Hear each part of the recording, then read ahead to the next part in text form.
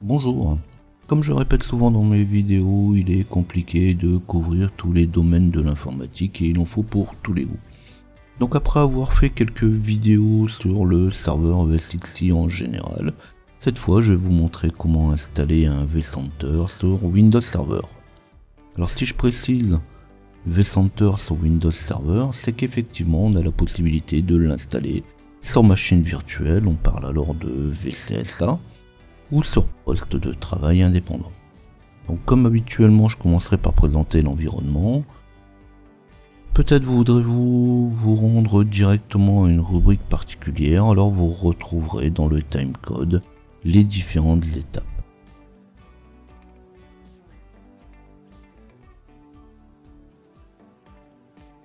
vCenter est un système de gestion pour les serveurs ESXi. Comme je viens de le dire, on peut l'installer sous deux formes différentes. Sur pôle de travail Microsoft, alors en général on l'installe sur serveur, ou sous forme de machine virtuelle. Alors chez VMware on appelle ça Appliance, donc en fait c'est tout simplement du matériel. Alors que cela soit sur serveur ou VCSA, le programme est soumis à licence, et vous pouvez en télécharger une version qui sera en essai pendant 30 jours. C'est sur cette version que je vais l'utiliser. Alors je vous laisse jeter un œil, le prix de la licence n'est pas donné, d'autant plus qu'il faudra aussi la licence des ESXi, et bien sûr une licence ESXi gratuite n'est pas valable. Après, le prix n'est pas donné, mais vu le résultat, la puissance et les possibilités du système, on peut pas dire pour autant que c'est vraiment très excessif.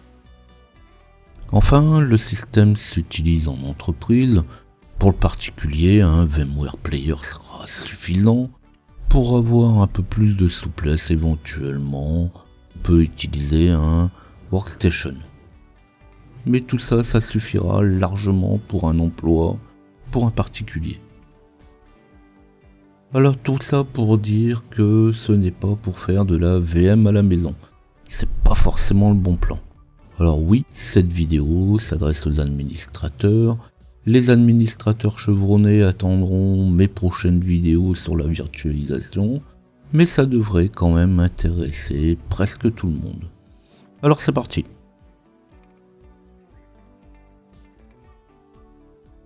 Avant tout, je vais faire un petit passage par l'environnement de travail. C'est pas tout, mais il faut bien expliquer le minimum requis pour pouvoir se lancer dans l'aventure. Alors ici, je commence par mon pôle de travail. Tout ce qui est de plus classique, aucun besoin particulier. ESXi depuis la version 6 s'administre avec un navigateur web. Et pour vCenter, c'est exactement pareil. Donc il me faut juste un navigateur. Bon, avec le temps, j'ai remarqué que Chrome fonctionnait mieux pour ce genre d'utilisation. Bien entendu, chacun utilise celui qu'il veut. Je ne touche rien de chez Google pour faire de la pub. Puis en second, j'ai pris un serveur Windows. Alors ici, je prends 2016, mais toute autre version suffit. Là, il faut quand même un peu de RAM. 10 Go au minimum, et je dis bien minimum. Je dirais même que 12 Go serait mieux et pas la peine de faire avec moins. Et pour 10 Go, on fait pas 50 serveurs. On a juste 3 serveurs ESXi maximum. Alors bien sûr, mon serveur est en adresse IP fixe, alors pas la peine de dire pourquoi.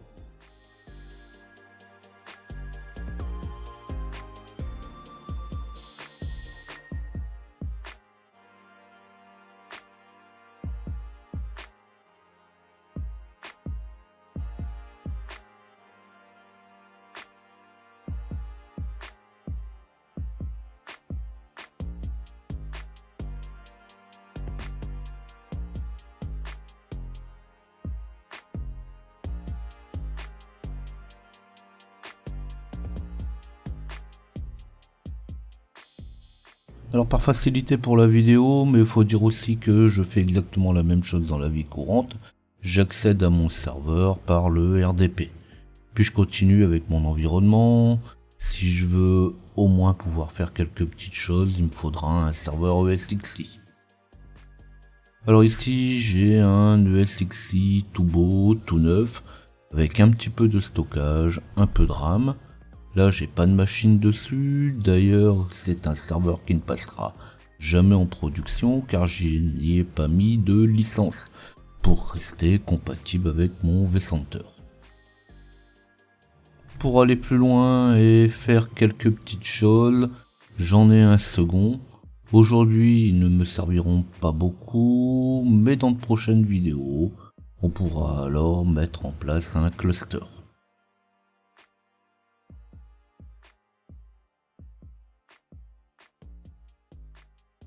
Alors ce que j'ai ici n'a rien du tout de particulier, mais il est encore assez courant de rencontrer des personnes qui pensent que vCenter et ESXi c'est la même chose, et pensent que c'est le ESXi qui doit avoir suffisamment de RAM pour vCenter.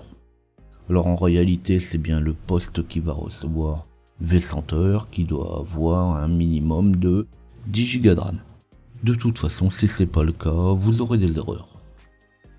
Donc maintenant que le tableau est posé, je vais pouvoir me reconnecter dans mon serveur, alors mon poste de destination pour y installer le vCenter.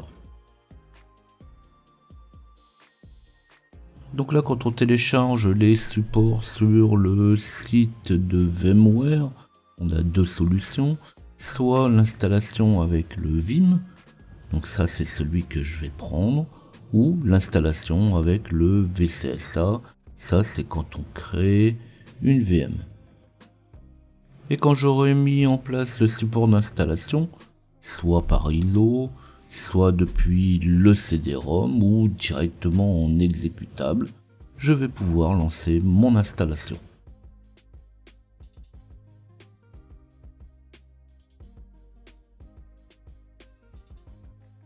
Alors c'est pas le faute de le dire, j'ai arrivé ici, il n'y a rien de compliqué, on trouve le programme d'installation, s'il n'est pas lancé, on va l'exécuter. Plus que pour d'autres logiciels, on lit les différentes informations qui sont fournies. Et quand c'est fait, on va pouvoir lancer notre installation.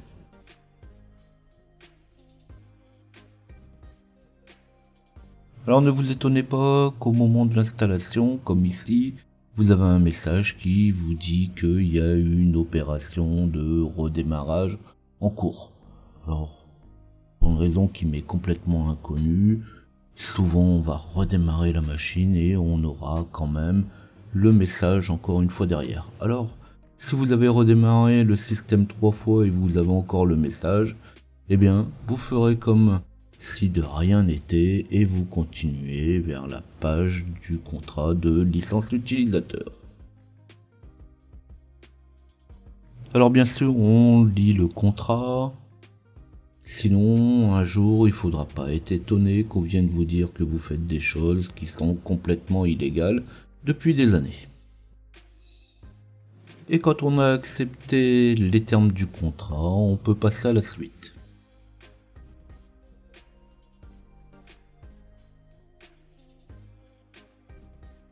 Pour la version de Windows, il est toujours proposé de pouvoir déployer le système de plusieurs manières. Sur VCSA, il sera indiqué que la solution externe n'est plus d'actualité. Sauf dans le cas de réplication, dans ce cas, on garde quand même à l'esprit qu'il faudra une licence par vCenter. Le vCenter externe aura quand même une importance dans son choix. On verra que lors de l'ajout d'un nouveau serveur ESXi, vCenter peut s'attribuer les pleins droits directement sur le serveur, en bloquant toute autre utilisation. Dans un tel cas, pour un deuxième serveur vCenter, il faudra bien sûr un déploiement différent que celui de la version intégrée. Alors comme ici c'est mon premier vCenter, c'est le premier serveur que j'installe, j'ai pas le choix.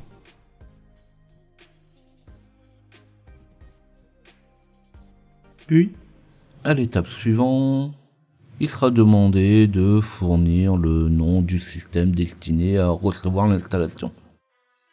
Alors après avoir rempli le nom, il sera assez courant de rencontrer une erreur liée à l'IPv6.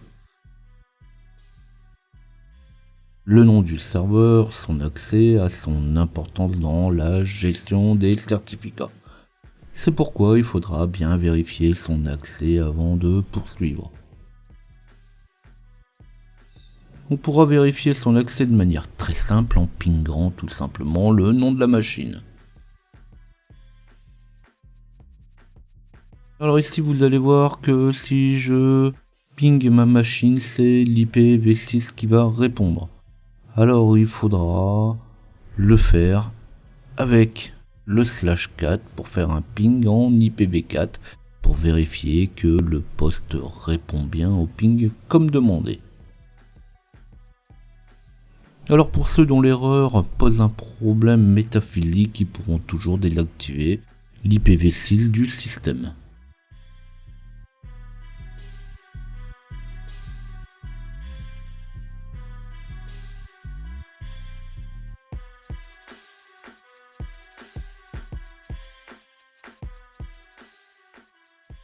Quand on aura vérifié l'absence d'erreur, on pourra poursuivre vers le nom de domaine de vCenter. Alors en fait, il s'agira du nom unique pour la signature des certificats. À partir du moment où le nom sera respecté, vous pouvez placer celui que vous voulez. Alors vsphere.local suffit. Pour ma part, je reste fidèle à mes habitudes. À partir du moment où on s'en rappelle, tout comme l'utilisateur, administrateur, et le mot de passe que vous allez lui mettre. Alors qu'il s'agit du mot de passe de certificat, VMware va imposer un respect de la complexité de ce mot de passe. Puis on passe à la suite. Alors je vais pas m'attarder non plus sur la fenêtre suivante. On choisit un nom d'utilisateur pour le service. Si les mots de passe sont assez forts, on pourra conserver le mot de passe courant.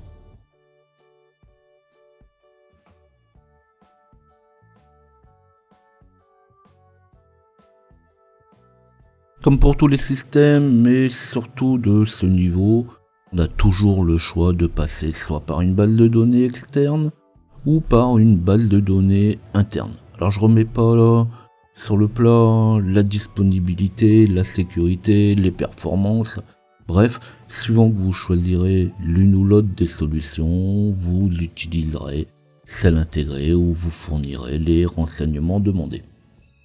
Je commente pas, quand on en est à installer du vCenter, je pense pas que les quelques fenêtres vont vous poser beaucoup de soucis.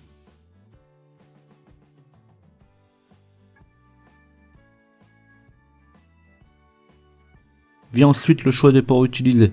Alors on peut remarquer qu'il y a de très nombreux ports qui sont utilisés par le système. Il y a ceux définis dans les différents champs proposés, mais il y a ceux aussi indiqués en bas de la fenêtre. Alors étant donné le nombre de ports occupés, c'est le moment de se dire que le vCenter ne doit pas être installé sur un système qui ne lui est pas dédié. Pas question d'y mettre le moindre service externe supplémentaire. C'est aussi le moment de se dire qu'il va falloir configurer le pare-feu du système. Donc généralement, c'est maintenant qu'on le fait. Alors je vais pas m'éloigner du sujet vCenter en expliquant comment configurer le pare-feu. Je vous laisse faire ça de votre côté. Après, les fenêtres qui suivent, c'est un peu pareil. Je vais pas commencer à commenter tout ça. On choisit le chemin de destination du programme. On valide la participation au programme d'amélioration. Un résumé et c'est parti. Et après, l'installation va se lancer toute seule.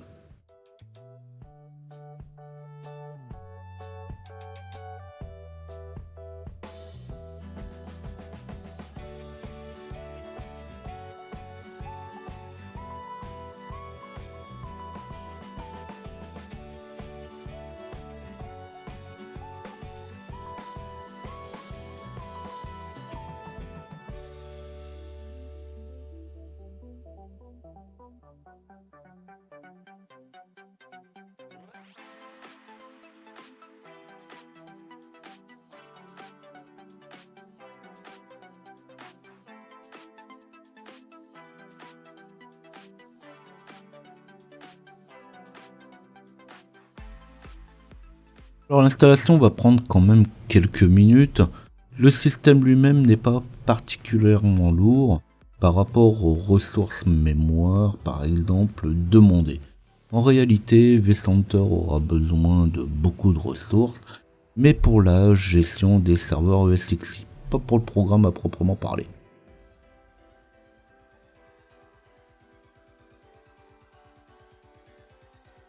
Alors après quelques minutes d'attente que je vais raccourcir, en fin d'installation, il sera directement demandé de lancer l'interface web du système. On profitera de nouveau pour noter le nom du compte à utiliser pour la connexion. Alors ici on voit que l'installation proposera directement de se connecter sans explication supplémentaire. On notera que même si l'interface de gestion de vCenter est identique, ou presque, qu'il y a très peu de différence d'installation, elle est simplifiée par la version du serveur. Mais le VSSA sera abordé dans une prochaine vidéo. Alors de là à lancer vSphere directement, ça reste un choix. Je suis déjà sur un poste en RDP, pourquoi pas lancer vCenter depuis mon poste de travail directement.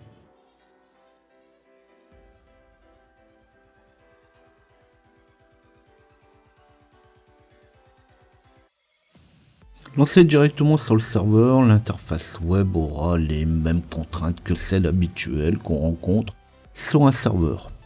Donc elle va être liée à la protection renforcée du navigateur. Alors juste pour la forme, je vais désactiver la protection renforcée pour aller voir ce que ça donne avec le navigateur directement lancé sur le serveur.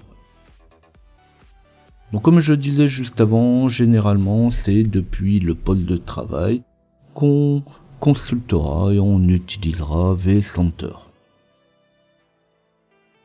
Lors du lancement de l'interface web, il sera alors proposé d'utiliser HTML5 ou Flex. Alors sur le serveur, on n'a pas trop le choix que d'utiliser l'HTML5. Mais là, on revient dans l'utilisation classique du navigateur et c'est pas vraiment ce qui sera le plus intéressant pour vous ici.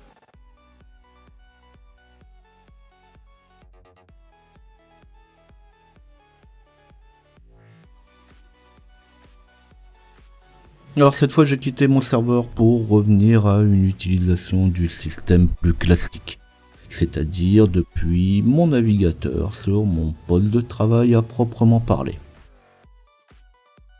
Bon là rien de spécial, je vais aller chercher l'adresse de mon serveur. Pour la connexion je vais rester sur de l'HTML5, c'est quand même le format le plus couramment utilisé et le plus pratique. Après quelques secondes d'attente, mais là c'est pour la première connexion uniquement, je vais m'y connecter avec les identifiants vus lors de l'installation.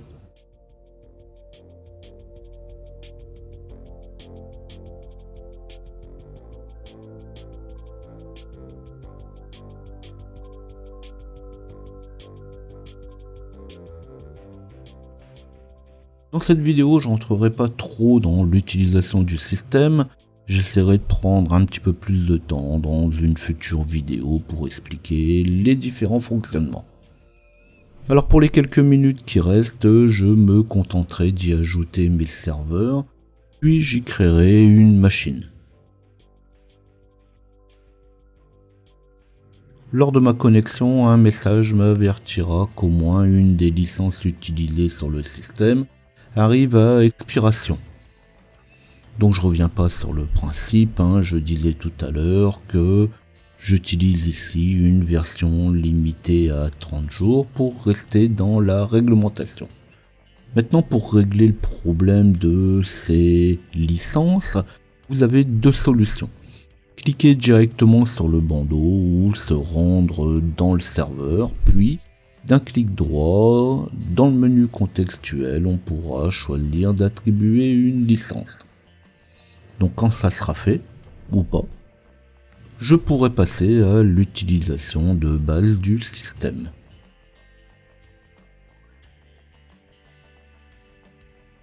En cliquant dans le menu ou en sélectionnant l'étiquette VSphere client, on pourra se rendre dans les raccourcis du système. L'administrateur ayant un petit peu l'habitude de ce type de logiciel de supervision ne sera pas perdu. La présentation reste très classique, le logiciel sera pris en main en quelques minutes. Alors je dis pas pour autant que vous aurez fait le tour du système en aussi peu de temps. VSphere propose un très grand nombre de fonctions. Quand je dis que la prise en main se fera très facilement, je parle bien effectivement que de la prise en main du logiciel. L'idée n'est pas de faire le tour de toutes les icônes ou fonctions, suivant dans quelle page on sera. Il y aura toujours la possibilité de se rendre à la rubrique choisie assez facilement, en passant par le volet de gauche ou en passant par le menu. Alors là, je laisse le soin à chacun d'aller voir un peu plus loin ce qui se cache derrière chaque lien.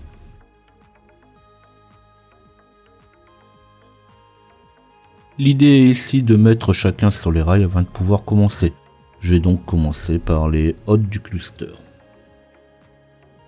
C'est vCenter client qui va gérer les différents postes hôtes. Il est donc normal que le premier point de passage dans la gestion des hôtes sera le vSphere lui-même. Il est évident qu'un vCenter pour un seul client ESXi est quand même un moyen un peu riche, si je peux me le permettre. Dans la plupart des cas, l'idée de vCenter est bien de gérer des gros volumes de systèmes de machines virtuelles. C'est d'ailleurs comme ça que je vais le voir. Avant de me lancer dans l'ajout d'un nouvel hôte, je vais commencer par créer un nouveau centre de données. Alors chacun appellera ça comme il veut, un data center, un groupe, un centre de stockage, quel que soit le nom qui lui sera donné. L'objectif du data center est de regrouper un ensemble de ressources pour les faire travailler ensemble. Donc je vais donc cliquer sur nouveau centre de données.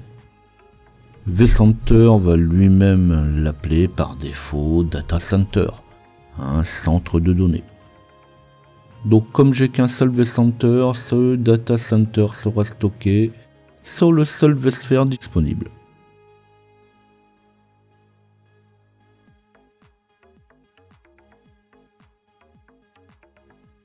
La création du centre de données va prendre 2 secondes. Globalement, ce n'est rien d'autre qu'un dossier destiné à recevoir les différents éléments comme les serveurs ESXi par exemple. Les serveurs ESXi, c'est quand même la colonne vertébrale de notre système, alors on va commencer par là. On va faire un clic droit, ajouter un hôte.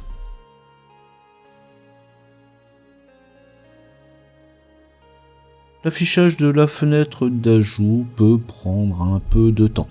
Parfois, on sera incité à recliquer dans la commande d'ajout. Dans le pire des cas, il n'y a rien de grave.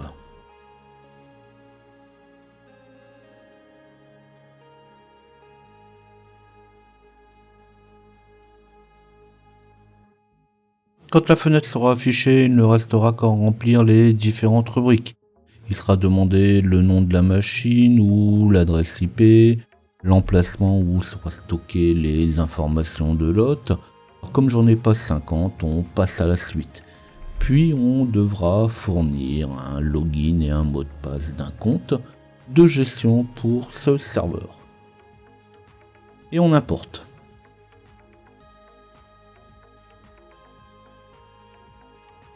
Alors comme dans la plupart des importations, en validant le certificat du système distant, on pourra vérifier qu'il s'agit bien du bon serveur.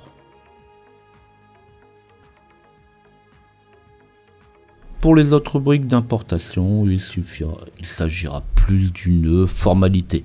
Un petit résumé, puis on importe le système. Pour vSphere, il sera toujours nécessaire d'avoir la licence appropriée. Pour moi, comme je reste en version d'évaluation, il n'y a pas de souci.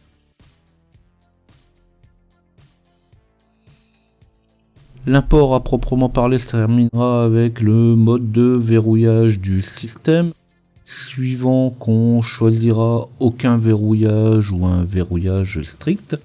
La machine ESXi ne sera plus accessible que par l'interface de vSphere ou continuera de l'être. Les deux dernières rubriques traitent de l'emplacement où seront stockés les VM. En fait, le système. Comme je n'ai que le data center, la réponse n'est pas trop compliquée. Un résumé et c'est terminé.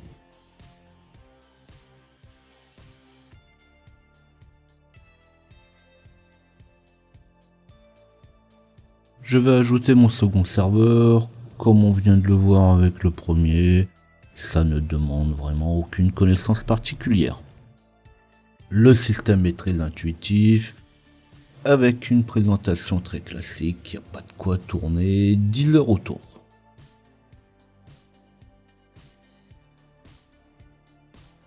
Alors toujours pour rester dans l'utilisation de base, je termine avec la création d'une VM. Alors je suis même pas sûr de vouloir commenter comment on s'y prend. Lorsqu'on en vient à créer et installer du vCenter, on sait bien depuis longtemps comment créer une machine virtuelle. vCenter n'apporte rien de nouveau sur ce point, une machine virtuelle reste une machine virtuelle.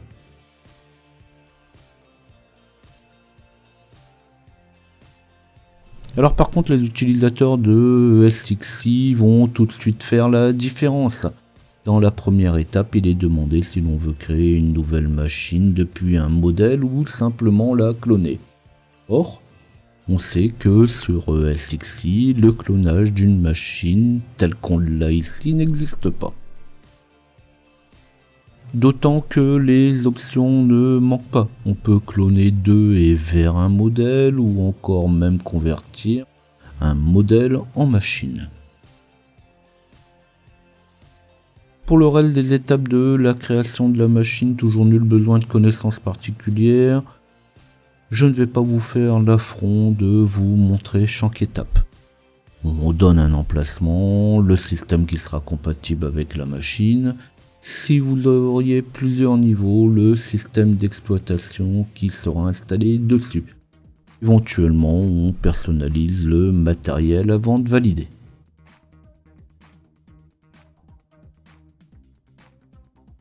Alors je vous laisse voir ça.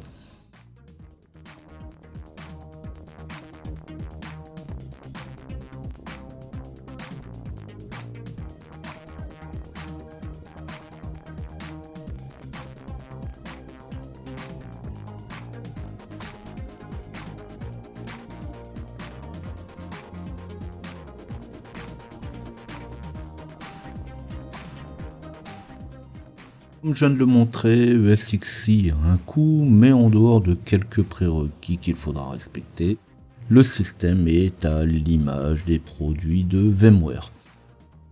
Quand on s'oriente vers vCenter, il est fort probable que VMware Workstation est connu, ESXi aussi, vCenter propose un fonctionnement très similaire, mais avec bien plus d'options et possibilités. Alors on risque pas d'être complètement déboussolé, même pour un débutant. En terminant avec la création d'une VM, on voit au premier coup d'œil qu'on est dans un tout autre niveau du système. Dans une prochaine vidéo, on verra comment installer le VCSA, qui est une machine virtuelle mais qui héberge vCenter. N'hésitez pas à vous abonner à la chaîne pour être informé de la mise en ligne de mes nouvelles vidéos. Vous pouvez flasher le QR code pour découvrir l'ensemble de mes documents. Vous pouvez aussi taper LJP Info dans le moteur de recherche de votre choix. VCSA sera pour ma prochaine vidéo. Il est évident que je ne vais pas m'arrêter là avec vCenter, mais j'ai encore pas mal d'idées et de points à traiter. Dire quand sera ma prochaine vidéo sur le sujet, c'est bien compliqué. En attendant, vous aurez probablement des questions, n'hésitez pas à les poser ou à me laisser vos suggestions. Bien sûr, avant de quitter, vous n'oubliez pas de cliquer sur le pouce. Et je vous dis à bientôt.